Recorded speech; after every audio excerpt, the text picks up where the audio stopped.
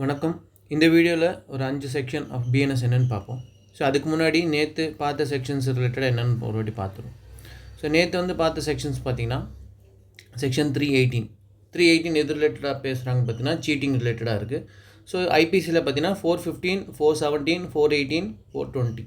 So நம்ம ஐபிசியில் பார்க்கும்போது 415 and 420 தான் அதிகமாக இது ரிலேட்டடாக பார்த்துருப்போம். பட் ஆனால் இது பார்த்திங்கன்னா அந்த 4 கிளாஸ் இருக்குது. ஸோ இந்த 4 செக்ஷன் அந்த சீட்டிங் ரிலேட்டடாகவே டிஸ்கஸ் பண்ணியிருக்காங்க. நெக்ஸ்ட் பார்த்தீங்கன்னா செக்ஷன் 319 ஆஃப் பிஎன்எஸ். இது பார்த்தீங்கன்னா சீட்டிங் பை பர்சனேஷன். ஸோ ஆள் மாற்றம் பண்ணி அப்புறம் சீட்டிங் பண்ணால் என்ன பனிஷ்மெண்ட் அப்படிங்கிறது பார்த்தோம். நெக்ஸ்ட் 320 பார்த்தீங்கன்னா dishonest or fraudulent removal of concealment of property to prevent distribution among creditors. So டீட்டெயிலாக பார்த்துருவோம். 320, 21, 22, 23 எல்லாமே பார்த்தீங்கன்னா டிஸ்ஆனஸ்ட் ஆர் ஃப்ராடுலண்ட் ரிலேட்டடாக இருக்குது.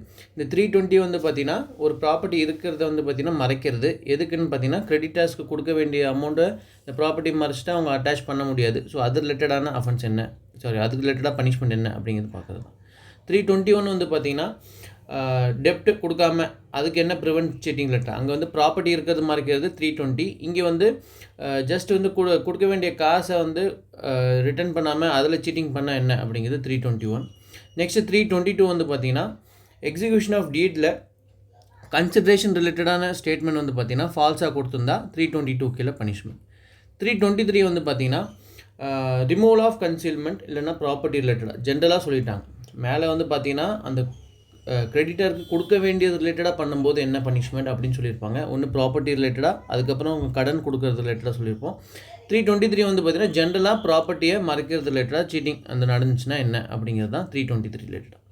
ஸோ டீட்டெயில்டாக லாஸ்ட் வீடியோவில் பார்த்துருக்கோம். ஸோ ஜஸ்ட் இப்போ அந்த செக்ஷனுக்கு என்ன அப்படிங்கிறது தான் பார்த்துருக்கோம். ஸோ அந்த செக்ஷன் சொல்லிட்டு சின்னதாக ஒன் வேர்டில் உங்களால் ஒரு விஷயம் சொல்ல முடியுமா? ஃபார் எக்ஸாம்பிள் 318 அதிலே கொடுத்துருக்காங்க சீட்டிங் அப்படிங்கிறது. இப்போ 319 சீட்டிங் பை பர்சனேஷன். அந்த மாதிரி இங்கே 320, 21, 22, 23 பார்த்தீங்கன்னா ஷார்ட்டாக ஞாபகம் வச்சுக்கிறது மாதிரி வச்சுக்கோம். இன்றைக்கான வீடியோவில் என்னென்ன செக்ஷன் பார்க்க போகணும்னு பார்த்தோம். First section 6.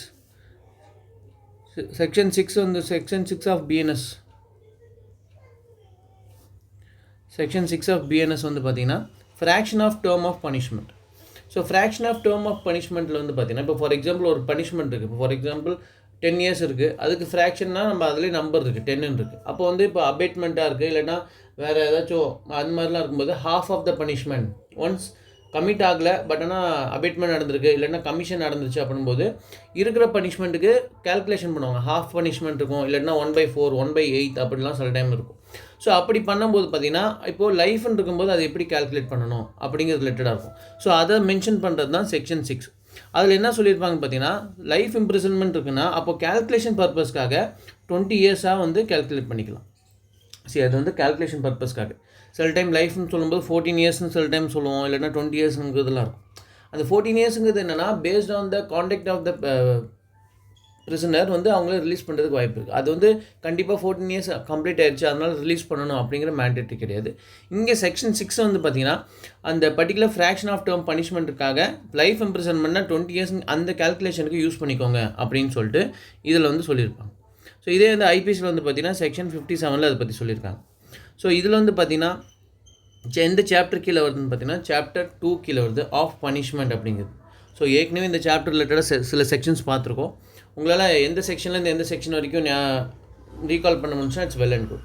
செக்ஷன் 4லேருந்து 13 வரைக்கும் இருக்குது. இதே சாப்டர் 3 பார்த்தீங்கன்னா 14லேருந்து 44 அது ஒரு ரிலேட்டடாக இருக்குது. ஸோ இதெல்லாம் இம்பார்ட்டன்ட் சாப்டருங்கனால ரிப்பீட்டடாக அதை சொல்கிறோம்.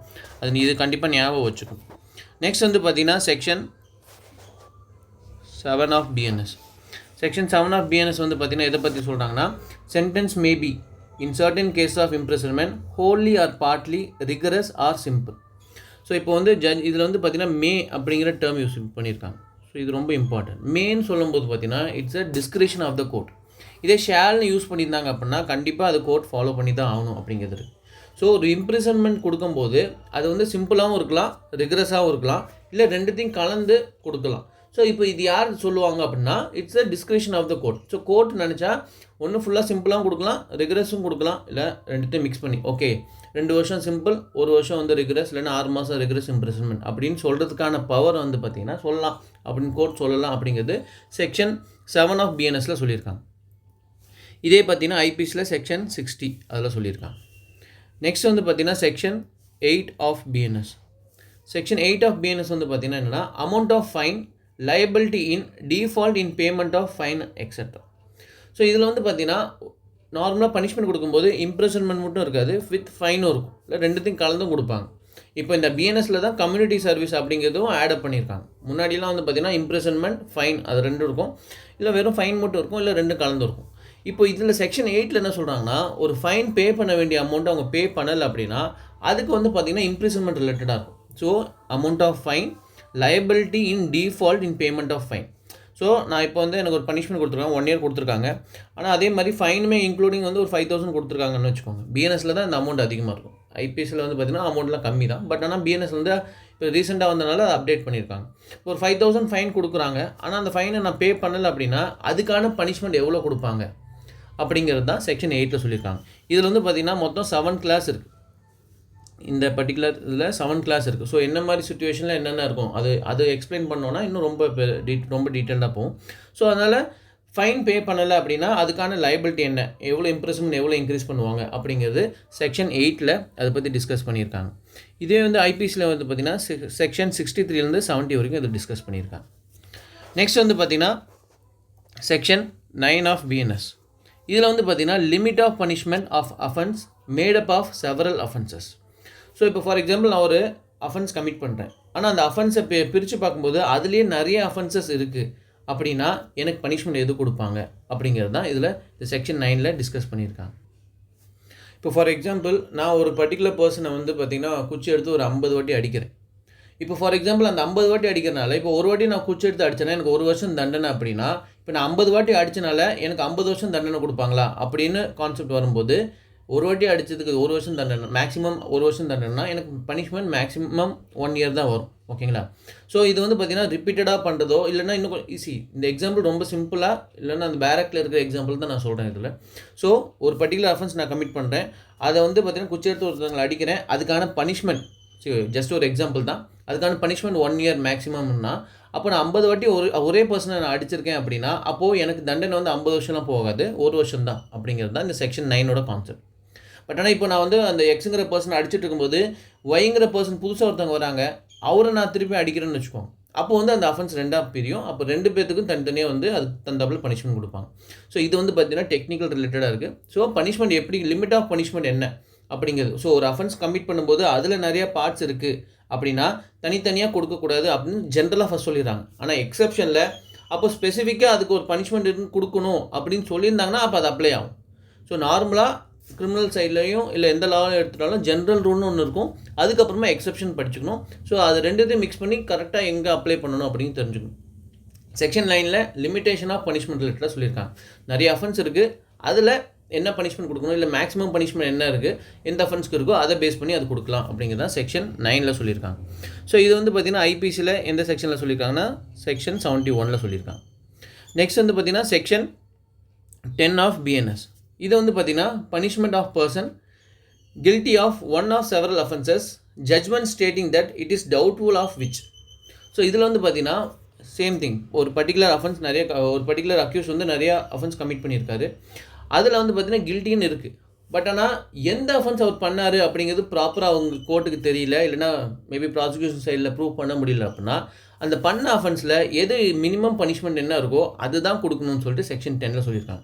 சரி, அதாவது he is guilty person, but ஆனால் எந்த அஃபென்ஸ் வந்து ப்ராப்பராக கமிட் பண்ணியிருக்காங்க அப்படிங்கிறது தெரியாத போது இது வந்து செக்ஷன் 10 எது மினிமம் பனிஷ்மெண்ட் என்ன இருக்கோ அதுதான் கொடுக்கணும் அப்படிங்கிறது இதில் சொல்லியிருப்பாங்க. இது வந்து பார்த்திங்கன்னா ஐபிஎஸ்லேயே டிஸ்கஸ் பண்ணியிருக்காங்க. செக்ஷன் 72 அதை பற்றி சொல்லியிருக்காங்க. ஸோ இதுதான் 5 செக்ஷன். ஆக்சுவலாக இன்றைக்கி பார்த்த வீடியோவில் செக்ஷன் 6 வந்து பார்த்திங்கன்னா ஃப்ராக்ஷன் ஆஃப் பனிஷ்மெண்ட், அதாவது லைஃப் இம்ப்ரிசன்மெண்ட்டுக்கு கால்குலேஷன் பர்பஸ்க்காக 20 years வந்து ஃபிக்ஸ் பண்ணிக்கிறாங்க. ஐபிசியில் வந்து பார்த்திங்கன்னா 57 அதை டிஸ்கஸ் பண்ணியிருக்காங்க. செக்ஷன் 7 பிஎன்எஸ் வந்து பார்த்திங்கன்னா என்னென்னா அந்த பனிஷ்மெண்ட் இம்ப்ரிசன்மெண்ட் கொடுக்கறது சிம்பிளாகவும் இருக்கலாம், ரிகரஸாக இருக்கலாம், இல்லை ரெண்டுத்தையும் கலந்தும் கொடுக்கலாம் அப்படிங்கிறது செக்ஷன் 7 சொல்லியிருக்காங்க. ஐபிசி வந்து பார்த்திங்கன்னா செக்ஷன் 60 சொல்லியிருக்காங்க. செக்ஷன் 8 வந்து பார்த்திங்கன்னா ஃபைன் பே பண்ணலை அப்படின்னா அதுக்கான பனிஷ்மெண்ட் எவ்வளோ கொடுக்கணும் அப்படிங்கிறது டீட்டெயிலாக அந்த செக்ஷனுக்குள்ளே டிஸ்கஸ் பண்ணியிருக்காங்க. 7 கிளாஸ் இருக்குது. ஸோ டிஃபால்ட் ஆஃப் ஃபைன் அப்போது பனிஷ்மெண்ட் வந்து இன்க்ரீஸ் ஆகும். எனக்கு 1 வருஷம் தண்டனை கொடுத்துருக்காங்க, ஒரு ஃபைன் இருக்குது, நான் ஃபைன் பே பண்ணலைன்னா 1 வருஷத்துக்கு மேலே வந்து நான் இம்ப்ரிசன்மெண்ட்டில் இருக்கிற மாதிரி இருக்கும். நெக்ஸ்ட் வந்து பார்த்திங்கன்னா செக்ஷன் 9. செக்ஷன் 9 வந்து பார்த்தீங்கன்னா லிமிட் ஆஃப் பனிஷ்மெண்ட். ஓகேங்களா? நிறையா ஒரு அஃபென்ஸ் பண்ணுறேன், அதுக்குள்ளே நிறைய அஃபென்ஸ் இருக்குது, நிறைய பார்ட்ஸில் பிரிக்கும்போது இருக்குது அப்படின்னா அதுக்கு எப்படி பனிஷ்மெண்ட் கொடுக்கணும் அப்படிங்கிறது இதில் சொல்லியிருப்பாங்க. ஸோ மேக்ஸிமம் பனிஷ்மெண்ட் என்ன இருக்கோ அதுதான் கொடுப்போம். இப்போ ஸ்பெசிஃபிக்காக வந்து இப்போ எக்ஸ்பிளிசிட்டாக வந்து இந்த அஃபென்ஸுக்கு தனியாக பனிஷ்மெண்ட் கொடுக்கணும்னு சொன்னால் அதை அப்ளை பண்ணுவோம். பட் ஆனால் ஜென்ரலாக நிறைய அஃபென்ஸ் இருக்குது அப்படின்னா அதில் எது மேக்ஸிமம் பனிஷ்மெண்ட் இருக்கோ அதை கொடுத்துருவாங்க. இப்போ அதுக்கு தான் அந்த எக்ஸாம்பிள் சொன்னது. செக்ஷன் 10 வந்து பார்த்தீங்கன்னா இந்த பர்சன் நிறைய அஃபென்ஸ் கமிட் பண்ணியிருக்காங்க, ஆனால் கோர்ட் வந்து எந்த அஃபென்ஸ்னு டவுட்ஃபுல்லாக இருந்துச்சு அப்படின்னா மினிமம் பனிஷ்மெண்ட் என்னவோ அது வந்து செக்ஷன் 10 கீழே கொடுத்துருவாங்க. ஐபிசியில் செக்ஷன் 72 இதை பற்றி டிஸ்கஸ் பண்ணியிருக்காங்க. ஸோ இன்றைக்கி வீடியோ அவ்வளோதான். தேங்க்யூ.